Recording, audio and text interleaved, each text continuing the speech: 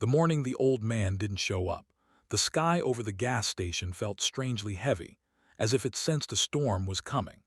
For 5 months, single dad Daniel Hale had pushed open the rusty metal door of the corner station at exactly 6:10 a.m., the same quiet hour he always bought a simple coffee and 2 sandwich rolls before his long shift.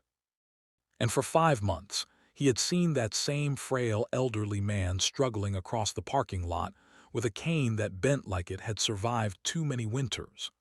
But today, the old man's usual seat by the cracked window booth sat empty, and the absence felt like a warning.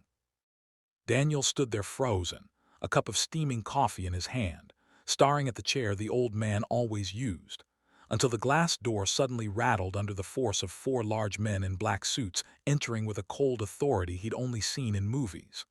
Behind them walked a sharply dressed attorney holding a leather folder, and behind the attorney came the old man. No cane, no trembling shoulders, only a steady, piercing gaze fixed directly at Daniel, as if this moment had been waiting for both of them. Before we dive deeper, if you believe kindness and second chances still matter in this world, please like, share, comment, and subscribe to this channel to support stories that uplift the heart. Daniel never expected to meet someone like the old man at such a random crossroads of his life. He was 37, exhausted, and living in a small rented apartment with his 8-year-old daughter Mia, doing everything possible to shield her from the struggles he carried like hidden weights.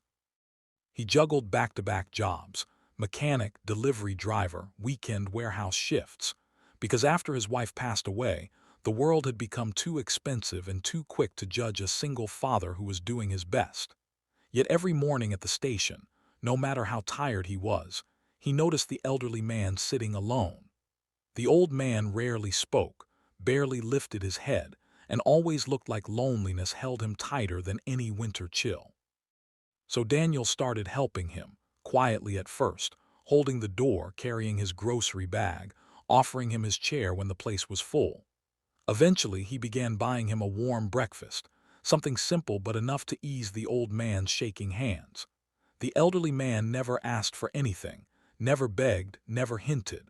He simply whispered a soft thank you each time, eyes filled with gratitude from a life that had clearly taken too much. Over time, Daniel realized how much these brief interactions softened the hardness of his own days. On mornings with no sleep, when he left home after calming Mia from nightmares she still had about losing her mother, the old man's quiet smile reminded him that giving, even when you feel empty, can refill places inside you that you forgot were hollow. The gas station staff noticed too. They often nodded at him, impressed.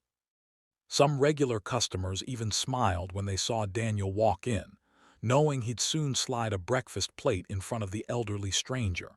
But Daniel never did it for attention. He did it because he knew kindness had saved him once too, back when he was drowning in grief and someone reached a hand toward him. In helping the old man, he felt like he was keeping some fragile goodness alive. But on that strange morning when the old man arrived with lawyers and bodyguards, everything about him seemed different. His posture was firm, not frail. His steps were confident, not slow. It was as if the fragile elder Daniel had known had been a disguise shed overnight. The gas station went silent as the men surrounded Daniel. Customers stared. Even the cashier froze. Daniel felt his heart pounding, unsure if he had done something wrong.